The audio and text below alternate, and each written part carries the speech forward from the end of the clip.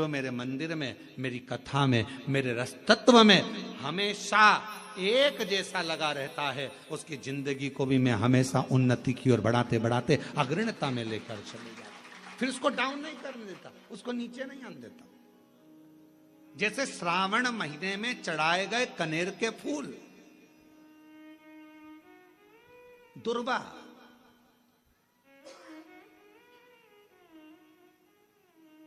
और हम सबसे कहेंगे, मान लो यदि कोई विशेष कोर्ट का केस चल रहा हो, कोई कोर्ट में कोई बातें चल रही हो, अदालत आदि में कोई कार्रवाई चल रही हो, कोई फाइल प्रशासनिक अधिकारियों के पास फंस गई हो और कुछ ना कुछ उसमें अपने को लगता है कि तकलीफ का प्रसंग है, तो हम कहेंगे शिव की आराधना करो, सत्यता पर जियो, और साथ में 5 दुर्वा, 1 कनेर का फूल पीला, 1 पीला कनेर, 5 दुर्वा, 5 बेलपत्र लेकर शिव जी के मंदिर में जाकर शिवलिंग पर समर्पित कर 2 लोटा जल सावन के महीने में उसी पर बेलपत्र कनेर के फूल पर चढ़ाइए। देवाधिदेव महादेव की कृपा होगी। ज्यादा से ज्यादा 6 महीना 7 महीना, इससे ज्यादा निर्णय आप ही के पक्ष में आएगा और शिव की कृपा से। और इसमें एक बात और स्मरण रखें, जैसे कोई की प्रॉपर्टी है, कोई की जमीन है, और वो जमीन तुम्हारी कोई ने कब्जा कर ली या तुम्हारा नाम नहीं हो पाई या कोई उसमें लफड़ा हो गया या तकलीफ आ गई और पैसा उसमें अटक गया, उसके लिए भी कनेर का पुष्प श्रावण महीने के जितने सोमवार आते हैं, रविवारी, सोमवारी और भोमवारी, कौन कौन से बार हो गए? रविवार, सोमवार और मंगलवार, 3 बार। प्रथम दिवस में कनेर का 1 पुष्प लेना है, द्वितीय दिवस में कनेर के 5 पुष्प लेना है, और तृतीय दिवस में कनेर के 3 पुष्प लेना है। बेलपत्र 1-1 साथ में लेकर शिव जी को रविवार के दिन भी समर्पित करें, सोमवार के दिन भी समर्पित करें, और मंगलवार को 3 कनेर के पुष्प के साथ बेलपत्र लेकर बाबा को समर्पित करिए। कितना भी अटकी हुई प्रॉपर्टी होगी, कह दिया उसने मैं तेरे नाम प्लाट नहीं कराऊंगा और पैसा लेकर बैठ गया, या पैसा नहीं दे रहा है, या किसी भी रूप में वो अटका हुआ है, अगर सावन के 4 सोमवार पढ़े या 5 सोमवार पढ़े, आपने ये प्रत्येक सावन के सोमवार के पहले, फिर से बोलो कौन सा बार? रविवार, सोमवार और मंगलवार, ये 3 बार का क्रम अगर प्रत्येक सोमवार के पहले और बाद में कर लिया, तो आपको उसे प्रॉपर्टी उस व्यक्ति को तुम्हें देना ही पड़ेगी, छोड़ना ही पड़ेगी। उसको खुद अपने आप में बेचैनी होने लगेगी, मुझे बुलाएगा, आपको जाना नहीं पड़ेगा, खुद बस फोन लगाया आपने, भैया हमारा करा दो, हमारा करा दो, 2 बार 3 बार अगर बोला, चौथी बार वो खुद बुलाएगा, बेचैनी बढ़ेगी। मेरा बाबा उसको खुद खल बुला देता। शिव शिव है, उसको कहते सत्यम शिवम सुंदर, शंकर शंकर,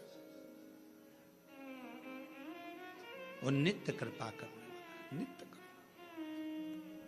लोटा जल लेकर जाते हैं, ताजा जल तो हमारे घर में रहता नहीं है, जो जल रखा रहता है उसी को हम भर लेते हैं, उसी को लेकर चल देते हैं। और हो सकता है वो जल घर में बच्चों लोगों ने मटका हंडा झूठा कर दिया हो, या कोई पात्र झूठा लग गया हो, और वो जल हम शिव जी को चढ़ाएंगे, तो वो जल कहीं शिव जी हमसे नाराज तो नहीं होंगे। पर मेरी जीजियों, मेरे जीजाओं, बेटियों, बेटाओं, कोरबा नगर के सभी जनमानस और जितने आस्था चैनल पर ऑनलाइन शिव महापुराण की कथा को श्रवण कर रहे हो, एक बात अच्छे से समझ लेना, अगर विश्वास और श्रद्धा के साथ अगर भगवान को कुछ भी दिया जाता है तो भगवान उसको स्वीकार करते हैं।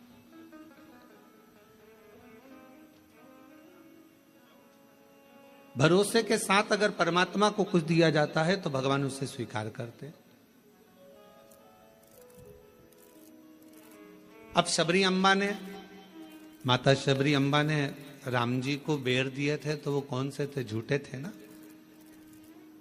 झूठे बेर को पा लेते हैं। शिव महापुराण की कथा कहती है तुम्हारा जल कैसा भी है, अगर तुम विश्वास के साथ और श्रद्धा के साथ दे रहे हो तो मेरा शंकर उसे स्वीकार करता ही है।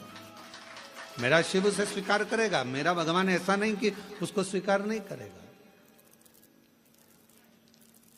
मेरा देवधारी दुनिया में तुम धक्के खाकर आ जाओ, सब जगह से होकर आ जाओ, और आखिरी तक भी अगर तुम्हारा कार्य ना हो तब एक बार मेरे शंकर के मंदिर में एक लोटा जल चढ़ाना प्रारंभ कर दो, आपके मार्ग खुलना, रास्ते खुलना प्रारंभ हो जाए। बोल बम का नारा है, फिर मार्ग खुलना प्रारंभ, रास्ते खुलना प्रारंभ। एक लोटा जल हमारा जो हम शिव को चढ़ाते हैं वो हमारा कल बदल देता है, हमारा मार्ग सुलभ कर देता है। शिलाद मुनि के यहां संतान का सुख नहीं, बहुत दुखी है। और फिर निवेदन करें, भगवान से प्रार्थना करा करो, भगवान औलाद देना मना नहीं, पर संस्कारवान देना। दूसरी, भगवान औलाद देना, संस्कारवान देना और स्वस्थ देना। एक मां की दशा क्या होती है, बच्चे को जन्म देने के बाद उस मां से पूछा जाए, जिस माता की औलाद में अगर थोड़ा सा भी कोई तकलीफ आती है तो मां का कलेजा हिल जाता है। जितना मां रोती है शायद दुनिया में कोई ना रोता हो। मां